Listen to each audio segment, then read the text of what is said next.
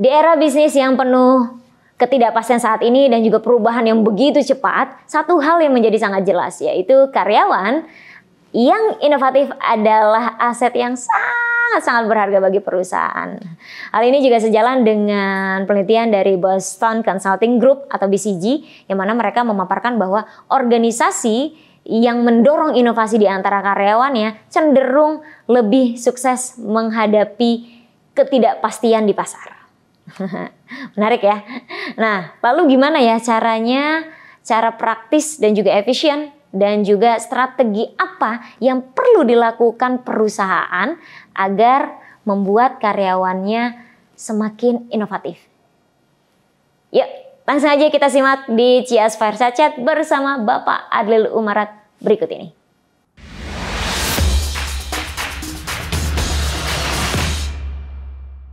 Oke, halo Pak Ading. Halo Kak Sally, apa kabar Kak Sally? Alhamdulillah, makasih ya udah main lagi ke sini. Siap. Oke, kalau sebelumnya kita pernah bahas tentang ya tentunya tentang karyawan berinovasi ya.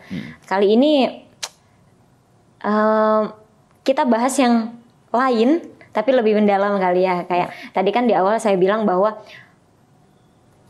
karyawan itu adalah aset yang sungguh sangat berharga, terutama karyawan yang inovatif, gitu ya Pak Ading ya. Ya. Pertanyaan pertama saya nih Pak Ading, nggak usah deg-degan.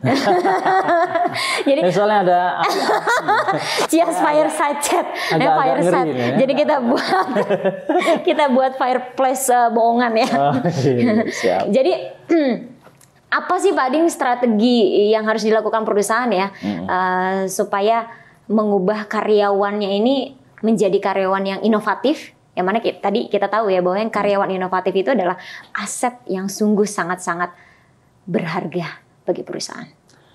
Ya, strateginya mungkin dari top dulu ya barangkali ya, dari top manajemen dulu. Ya, karena saya pengalaman untuk mengelola proyek-proyek inovasi di korporasi gitu ya, jadi menemukan pola-pola nih yang saya lihat bagaimana top manajemen itu punya dudukan mindset di kepalanya dan juga intervensi-intervensi apa yang mereka lakukan. Maka saya paling tidak menemukan pola bahwa bagi perusahaan-perusahaan yang levelnya sudah advance, top manajemennya, itu ada satu dudukan mindset yang itu diperlukan, gitu ya. Perlu duduk dulu terinstalasi di top manajemen. Apa itu? Mindset bahwa karyawan adalah aset. Yes, jadi karyawan adalah aset itu maksudnya gimana? Bahwa dia memang invest untuk memberikan playground, waktu, tenaga, bahkan program gitu ya untuk karyawannya dan dia tidak hanya berinvestasi di teknologi. Teknologi sudah pastilah gitu ya. Penting juga. Penting pasti gitu ya. Masa kita nggak ngikutin perkembangan teknologi yang terbaru yang lebih membuat hidup kita lebih efektif, efisien gitu ya. Pekerjaan kita jauh lebih berdampak. Itu udah pasti. Tapi kalau kita hanya semata-mata berinvestasi ke teknologi, suatu saat bisa jadi kita akan ketinggalan jauh gitu. Maka berinvestasi, karyawan adalah aset dan perlu berinvestasi ke mereka. Ke karyawan tadi itu adalah sebuah mindset yang perlu duduk dulu di top manajemen. Oke, berarti top manajemen harus penting untuk berinvestasi kepada karyawannya gitu ya, pada SDM yang ada di perusahaan gitu ya. Karena kalau investnya hanya ke teknologi itu kan berganti dengan cepat. Iya, yes, betul. Terupgrade dengan cepat. Dulu metaverse. Tiba-tiba udah kok nggak kedengeran. Udah nggak kedengeran lagi nih. Sekarang malah ke AI. ada cepat ya. ChatGPT 3,5 gitu. Iya. Kemudian ada 4.0 gitu kan. Itu kan cepat terus-menerus selalu ada update-nya. Tapi secanggih apapun teknologinya gitu ya, pasti ada unsur manusia. Selama customer kita itu masih manusia, pasti ada justifikasi, sintesa yang perlu dilakukan oleh manusia, yang itu robot tidak bisa lakukan. Maka kalau top manajemen itu memandang karyawannya itu adalah sebagai aset, talent yang merupakan aset yang perlu diberdayakan, perlu dikasih space, ruang, waktu, kesempatan gitu. itu menurut saya adalah mindset yang udah duduk tuh untuk mempermudah, memperlancar, membangun budaya inovasi di korporasi. Jadi strateginya itu penting untuk top manajemen. Ya, dari sisi mindset dulu ya, dari sisi mindset. Mindset. Nanti ada lagi dari sisi bentuk pengejawantahan mindset bahwa karyawan itu adalah aset apa gitu. Nah itu beda lagi tuh gitu ya. Itu biasanya kelihatan dari bagaimana kebijakan yang dilahirkan oleh top manajemen. Oke. Kalau udah duduk tadi tuh karyawan adalah aset terbaik kita untuk diinvest gitu ya. Itu biasanya top manajemen itu nggak segan-segan untuk kasih playground. Kasih playground untuk bisa melakukan karyawan itu bisa melakukan eksperimen gitu ya. Eksperimentasi. Karena orang dewasa itu kan cara belajarnya harus kejedot dulu gitu ya. Kejedot dulu, nyoba dulu, trial error dulu gitu. Yes. Karena kalau di korporasi kan biasanya udah banyak aturan main tuh. SOP, aturan main, ada hukumnya, ada segala macam gitu ya. Jadi kecenderungan orang dewasa itu akan takut salah. Nah, maka kalau top manajemen itu tidak kasih ruang yang cukup bagi karyawannya untuk bereksperimentasi, kemudian tidak ada rasa psychological safety-nya, tidak punya di internal diri si karyawan untuk mau coba-coba hal baru gitu ya. Nah itu dia nggak akan terjadi yang namanya inovasi di korporasi. Ya, karena kan inovasi itu memang sebuah proses ya Pak Ding ya. Kalau langsung jadi namanya bukan inovasi ya. Namanya ya best practice ya. Nah, udah terbukti ada jalan gitu ya. Ya tinggal contek aja gitu kan. Itu best practice. Tapi kalau yang namanya inovasi pasti ada proses trial, error, validasi lagi, iterasi lagi. Bahkan iterasi itu dilakukan terus-menerus sambil lari. Udah nggak jalan lagi. Iterasi sambil lari nih, lebih cepat gitu. Nah, maka butuh playground, butuh infrastruktur yang perlu dipersiapkan untuk mensupport karyawan itu mau berinovasi gitu. Oke, Pak Ding, menarik tadi Pak Ding menyebutkan top manajemen perlu menyediakan playground ya. Yes. Betul ya. Boleh dikasih tahu Pak Ding playground seperti apa nih yang perlu disediakan gitu ya oleh top manajemen? Macam-macam bentuknya gitu ya. Kalau top manajemennya itu udah aware, sudah merasa perlu nih bagi kita tuh untuk menyediakan ruang, waktu, tenaga, investasi ke inovasi, maka bentuk supportnya bisa macam-macam. Ada yang dia menyediakan project-project inovasi untuk squad-squad tertentu gitu ya. Ada yang playgroundnya berupa mengadakan kompetisi inovasi gitu kan. Itu jadi supaya mengencourage semua karyawannya mau terlibat dalam berinovasi. Ada yang bahkan untuk level advance itu sudah memberikan apresiasi kepada orang yang mau berinovasi. Misalnya orang-orang yang terlibat dalam squad inovasi, task force tertentu itu dimasukkan dalam penilaian KPI, dikasih insentif, bagian dari cara untuk promosi jabatan gitu ya, itu modal yang bagus kalau dia ikut di program-program task force seperti itu. Artinya chance dia untuk dipromosikan jauh lebih besar gitu. Nah, itu kan secara infrastruktur itu disiapkan oleh top management. Kebanyakan bagi perusahaan yang belum berdaya gitu ya, tidak melihat karyawan sebagai aset, itu biasanya karyawan dipaksa inovasi, tapi nggak boleh salah, tapi nggak dikasih waktu, ditarik-tarik ikut meeting dia terus, atasan terus gitu ya, nggak dikasih ruang, waktu, space untuk bisa melakukan eksperimentasi tadi gitu. Nah itu jadi paradoks tuh. Kalau mau memberikan kesempatan untuk inovasi, maka siapkan juga perangkatnya, infrastrukturnya, support sistemnya, itu juga perlu dipersiapkan. Itu perlu dipersiapkan. Perlu. Oke, Pak Ding, dari tadi Pak Ding bilang playground seperti apa yang perlu disediakan. Tadi kan ada banyak tuh ya Pak Ding. Cuma apa nih Pak Ding? Playground mungkin caranya atau langkahnya kali ya, yang di mana langkahnya itu praktis ya Pak Ding ya, efisien. Nah tentunya kalau top manajemen Kalau masalah cuan pengennya yang murah gitu Pak Ading ya. Ya.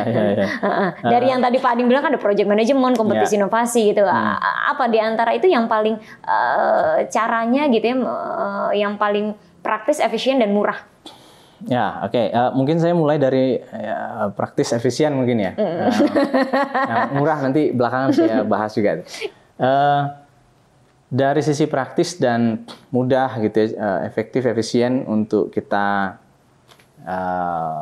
sediakan playground itu tadi bentuknya bisa jadi kalau menurut saya itu bentuk kompetisi inovasi. Nah itu dari akar rumput gitu ya, dihidup-hidupkan benih-benih awareness untuk semua orang bisa berinovasi, mampu berinovasi gitu, itu perlu dihidupkan oleh manajemen gitu ya. Yes. Jadi kompetisi inovasi itu adalah jalur cepat untuk menumbuhkan benih-benih itu secara natural, secara organik gitu ya. Nah itu perlu ditumbuh kembangkan gitu ya, disediakan playgroundnya. Nah selain dari itu bisa jadi nanti dari atas, dari hasil benih-benih yang tumbuh ini, karena akan kelihatan tuh mana, wah ini bagus nih, ini bagus gitu ya. Saat panennya itu, ketika panen dari benih yang bagus-bagus tadi itu langsung dijadiin project secara serius untuk digarap gitu sampai ke level implementasi. Nah mungkin dua hal itu bisa jadi hal yang paling efektif, efisien gitu ya, mudah gitu ya untuk diimplementasikan dalam bentuk playground tadi yang saya jelaskan tadi. Nah terkait praktis, sama efisien. yang murahnya. Nah ini menarik. Kalau yang praktis dan efisiennya bisa di kompetisi inovasi. Kalau yang murahnya berarti? Nah yang murah itu sebenarnya gini, ini menarik ya, concern orang kan memang ya kalau bisa low cost dong gitu ya. Iya pasti dong ya namanya karena kan. Nah perusahaan ini perusahaan juga nggak mau, bukan yayasan yang bantu-bantu, ya? Bukan charity gitu kan. Sebenarnya tuh begini, dari kompetisi inovasi setiap CIAS mendampingi corporate yang kita dampingi untuk bertumbuh sama-sama dalam mengeksekusi inovasi gitu ya, merancang sampai level mengeksekusi inovasi itu sebenarnya semua resiko itu bisa ditakar, bisa di-define, bisa ditakar. Jadi murah itu menurut saya relatif. Oh, oke. Nah, kenapa relatif? Kalau timbal baliknya lebih besar dari itu ya. Kalau efeknya, multiplier efeknya jauh lebih besar itu kan murah itu. Kalau kita bayar invest untuk misalnya implementasi dari pemenang kompetisi itu secara lebih serius gitu ya, di scale up lebih besar, diterapkan, di apply national wide gitu misalnya gitu, itu sebenarnya jauh lebih murah investasi di situ gitu dibandingkan dibandingkan dengan apa yang didapat gitu ya, apa yang didapat secara cuan gitu ya, secara cuan. Jadi CIAS itu senantiasa mengajak corporate yang menjadi customer kita, klien kita, itu untuk menghitung. Menghitung dari sisi DFV. Desirability, feasibility, dan viability. Oke, boleh dielaborasi. Kita elaborasi satu-satu ya. Desirability-nya, ini seberapa berhasrat si customer ini untuk menggunakan inovasi kita, gitu misalnya. Itu bisa ditakar, bisa dihitung, bisa presisi gitu ya. Dari hasil iterasi, kita testingkan lagi, kita launching lagi, kita iterasi lagi gitu. Itu kita bisa lihat tuh progresnya. Seberapa berhasrat customer yang mau kita serve itu mau menggunakan solusi ini. Jadi kita berinovasi itu jangan invest besar dengan udah bikin teknologinya dan seterusnya, jangan. Tapi start small dulu kan. Kita think big, start small, move fast gitu kan. Itu kredonya. Jadi kita bisa lihat nih, kita testing kan ke early adopter 190-nya sangat ingin menggunakan produk ini. Validasi lagi. Yang versi MVP 2.0 testingkan lagi ke 100 orang yang berbeda. Masih 90 juga angkanya. 95 makin tajam lagi, 100% gitu ya. Artinya validasi itu dilakukan terus-menerus, iterasi juga dilakukan terus-menerus, sehingga itu produk makin komplit, makin men-solve masalah terpelik yang dihadapi customer. Jadi kita makin yakin nih, ini emang valid, orang sangat menginginkan. Itu dari sisi D, desirability. Kemudian yang kedua, feasibility. Feasibility dari aspek operasionalnya. Mungkinkah kita mewujudkan teknologi ini solusi ini, inovasi ini gitu ya. Kita ukur tuh satu persatu aspeknya gitu ya. Dan nggak harus langsung invest ke teknologi mahal. Bisa jadi pakai teknologi mudah, murah, cepat, atau bahkan masih gratisan, nggak apa-apa gitu ya. Tapi paling tidak, ini sangat memungkinkan nggak diwujudkan. Ditestingkan dulu. Oke. Jadi dari hasil testing itu kita makin yakin kan, manajemen juga makin yakin, buktinya ada loh gitu. Iya. Ini mungkin loh, ini kita masih pakai manual loh. Kalau pakai digital jauh lebih efektif, efisien, lebih cepat lagi, gitu kan. Nah itu dari F. Yang ketiga terakhir viability, dari sisi cuannya, seberapa cuan ini solusi ini misalnya, itu juga bisa diukur gitu. Maka pendampingan dengan CIAS itu senantiasa mengajak klien kita, perusahaan untuk berhitung. Jadi berinovasinya itu bukan berinovasi liar, tidak terkendali, tapi berinovasi yang tertakar, terukur. Oke, terukur ya. Terukur. Jadi dibandingkan dengan efek yang didapat, dampak positif yang didapat gitu ya. Kalau misalnya dengan satu inovasi itu bisa menghasilkan membuka model satu sumur baru, model bisnis baru, produk baru. New market market yang baru gitu ya. Itu kan cuannya bisa sangat luar biasa. Oke, gitu. Jadi ya murah itu relatif lah ya. Bagi orang yang bisa berpikir abstrak, thinkingnya bagus, dia bisa dapatkan multiplier effect dari situ. Dia akan berhitung bahwa ini murah, ini relatif. Gitu. Oke. Pertanyaan selanjutnya gini Pak Ding. Teman-teman, jadi teman-teman Bapak Ibu yang melihat kita nih ya. Jadi Pak Ading ini memang portfolio manager di CIAS, trainer dan juga portfolio manager di CIAS ya. Jadi kenapa kita undang Pak Ading, memang kita pengen gali lebih jauh nih tentang apa ya. Tadi Pak Ading menyebutkan ada kompetisi inovasi yang memang CIAS mendampingi beberapa perusahaan dan juga beberapa klien gitu ya. Yang jadi pertanyaan saya adalah seberapa efektif Pak Ding dengan kompetisi inovasi? Selama ini kan CIAS mendampingi para perusahaan gitu ya di berbagai industri gitu. Seberapa efektif perusahaan yang sudah menggunakan kompetisi inovasi? Kompetisi inovasi itu kan fungsinya untuk menghidup-hidupkan awareness gitu ya. Paling nggak membangun budaya inovasi budaya inovasi gitu kan. Nah, fokusnya CIAS itu kita ingin bantu klien kita itu biar bisa pakai cara cepat untuk bisa membuat orang merasa everyone can innovate. Jadi mulai dari desain program sampai tools yang kita siapkan itu membuat orang merasa mudah ya berinovasi itu gitu. Nah, kita membangun learning experience seperti itu dalam pendampingan CIAS gitu, dalam pendampingan program-program intervensi yang kita rancang bersama dengan corporate gitu. Jadi itu yang paling mahal menurut saya itu di situ gitu ya, artinya valuable banget gitu ya. Karena selama ini mindsetnya orang kan inovasi itu kan kerjaan R&D gitu kan, itu kan kerjaan orang pinter aja, orang yang pilihan bos gitu ya misalnya. Tidak. Inovasi admin nggak bisa, kita kan bagian support doang. Tidak, gitu ya. Itu sebuah mitos. Faktanya adalah everyone can innovate, mau dari divisi apa aja, departemen apa aja bisa berinovasi. Jadi untuk menanamkan mindset everyone can innovate itu ya di setiap talent corporate ya, setiap karyawan. Boleh nggak sih Pak Ding ceritakan? Mungkin bisa juga di-spill ya perusahaan mana nih, maksudnya perusahaan mana yang sudah menggunakan, sudah didampingi oleh CIAS kompetisi inovasinya dan apa hasilnya? Kalau hasilnya adalah misal ya semuanya jadi tahu tentang inovasi itu bagaimana, ya itu menurut saya wajar ya, karena kan udah dikasih tahu gitu ya sama CIAS. Ada nggak sih hasil yang membuat kita wow gitu? Kalau dari sisi follow up result inovasi innovation competition-nya ya barangkali mungkin kita tidak akan spill gitu ya karena rahasia perusahaan. Tapi dari sisi proses gitu ya, paling tidak awareness-nya itu meningkat. Awareness-nya. Seperti apa tuh maksudnya? Untuk berinovasi. Misalnya biasanya ada satu klien misalnya yang kalau inovasi kompetisi itu ya yang submit itu cuma 100 gitu ya. Nah, 100 tuh begitu kita dampingi. 100 itu banyak atau sedikit? Kalau di perusahaan pemerintahan misal gitu ya, BUMN gitu misal.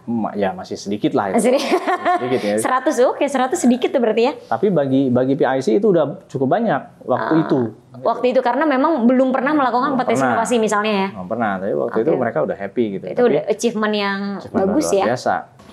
Tapi kan manusia nggak cukup puas begitu aja kan. Yes. Ingin nambah lagi, meningkat lagi, lebih baik lagi gitu.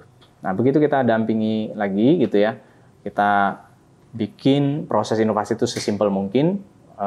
Waktu itu sampai nembus proposal itu dari yang tadinya awalnya ratusan jadi 2.300-an lah gitu. Wow. Nah, dari 100 ke 2.000. 2.300-an lah, something gitu. Nah, itu artinya orang di korporasi itu artinya tertrigger untuk mencoba ini berinovasi itu mudah ya. Karena kita udah siapin nih toolsnya. Udah ada toolsnya tuh mudah untuk diikuti. Langkah-langkahnya tuh baby step banget gitu. Kita tuntun. Intervensi CIAS itu adalah menuntun gitu ya, menuntun sampai teman-teman di korporat tuh tahu gimana caranya berinovasi ya. Yes, berinovasi itu mudah.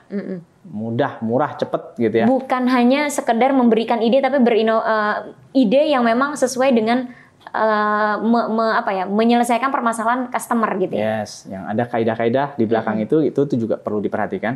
Dan tools-toolsnya kita rancang memudahkan peserta itu talent-talent di corporate untuk bisa tidak hanya submit satu ide aja. Jadi setelah submit satu ide biasanya mereka makin semangat gitu ya. Wih, asik nih gitu ya, karena peluang untuk menang jadi lebih besar kan. Nah, itu pendampingan dan juga program intervensi yang kita rancang itu toolsnya mudah untuk digunakan sesuai kaidah, menuntun mereka dengan baby step itu menjadi sesuatu yang valuable sehingga meledak itu tadi kan dari ratusan jadi 2.300-an gitu ya. Itu kan sesuatu yang luar biasa. Berarti ini saya lagi berpikir gini Pak Ding, misalnya saya dari perusahaan lain gitu yang menonton ini. Apa tuh? Persis kan saya cukup penasaran dari ratusan sampai ribuan gitu. Berarti kan memang ada intervensi juga dong dari top manajemen. Kalau nggak gitu agak susah kayaknya tuh ya. Ya dari top manajemen dia buka ruang, waktu, tenaga, support secara finansial gitu ya untuk investasi ke program ini dirancang sedemikian rupa sehingga mulai dari awal gitu ya untuk kampanyenya sampai nanti program intervensi berupa webinar, seminar, kemudian workshopnya gitu itu udah satu paket yang itu specialty-nya CIAS itu sebagai hands-on consultant kita tuh dampingin squad-squad yang terpilih tadi, talent-talent terpilih tadi tuh secara melekat. Jadi ya mereka kalau di kita itu sampai level mampu, bukan sekedar tahu atau mau berinovasi, tapi sampai level mampu kita dampingin, kita berkeringat bareng sama talent-talent tadi gitu. Kita siapkan orang yang khusus tuh untuk itu. Oke. Saya jadi ingat juga ada salah satu videonya Dr. Hendrawan, menurut peneliti di Harvard gitu ya, bahwa kompetisi inovasi itu memang ngebuat untuk meningkatkan pertumbuhan perusahaan jangka panjang. Yes. Gitu. Jadi memang sebenarnya kompetisi inovasi itu salah satu jawaban juga ya biar karyawan makin inovatif. Yes. Karena karyawan tadi adalah aset yang sangat berharga gitu ya bagi perusahaan. Dan mungkin nanti kita bisa. Aku penasaran nih, CIAS nih kompetisi inovasi yang dirancang itu seperti apa nih Pak Ding? Karena kok bisa sampai ribuan gitu Pak Ding tuh yang mengumpulkan proposal inovasi ya, itu. Ya. Tapi kayaknya kita nggak usah bahas di segmen ini. Kita bahas segmen berikutnya kali ya. Kita bahas tuntas bagaimana kompetisi inovasi yang CIAS rancang itu bukan hanya sekedar kompetisi-kompetisian gitu ya. Bahkan bisa keberlanjutan gitu. Bahkan impact-nya itu karyawan bisa, apakah bisa setelah kompetisi inovasi impact-nya tuh karyawan tetap bisa berinovasi gitu loh. Nggak harus nunggu ada event tahunan kompetisi inovasi gitu. Oke, kita bahas di segmen berikutnya berarti ya? Segmen berikutnya. Oke.